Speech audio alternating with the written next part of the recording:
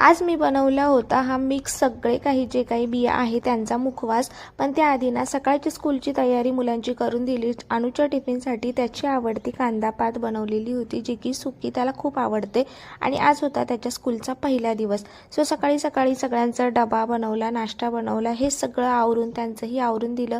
पहिला दिवस असल्यामुळे अशी वस्तूंची जमवाजमव इथे चाललेली होती। त्यानंतर शिवांश गेल्यानंतर याचंही आवरलं आणि हाही गेला स्कूलला।